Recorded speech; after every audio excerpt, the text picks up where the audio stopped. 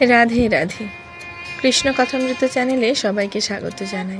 রাধা মাধবের কৃপায় আশা করি সবাই খুব ভালো আছেন। রাধা মাধবের মঙ্গল আরতির পর গাছ থেকে কিছু ফুল তুলে রাধা মাধবের জন্য একটু মালা গাঁথছিলাম, সেটাই তোমাদেরকে দেখাচ্ছি। কেমন লাগলো অবশ্যই জানিও। ভগবানের জন্য কিছু করাটাই আমাদের জীবনের আসল উদ্দেশ্য। শ্রী চৈতন্য মহাপ্রভু বলেছেন, জীবের স্বরূপ হয় কৃষ্ণের নিত্য দাস।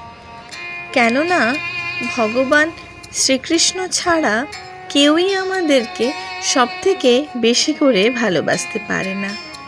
এমনকি আমরা নিজেরাও নিজেদেরকে ততটা ভালোবাসতে পারি না ভগবান শ্রীকৃষ্ণ আমাদের যতটা ভালোবাসতে পারেন।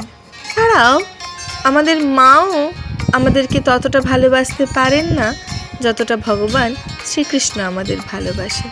কেননা আমরা যদি একটু বিচার করে দেখি তাহলেই বুঝতে পারবো যে যখন আমরা মায়ের গর্ভে ছিলাম, আমরাও আমার মাকে দেখিনি, আমার মাও আমাদের দেখেনি।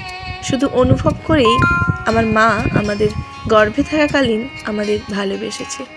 কিন্তু ভগবান সর্বদাই আমাদের পাশে ছিলেন। আমরা যখন আগের জন্মে অন্য মায়ের কাছে ছিলাম, সেখান থেকে নতুন মায়ের গর্ভে আসার মধ্যবর্তী সময়টাতেও ভগবানই আমাদের। তাই আমাদের সবার উচিত ভগবান শ্রীকৃষ্ণের চরণেই শরণাগতি নেওয়া। একমাত্র তিনিই আমাদের রক্ষা করতে পারেন।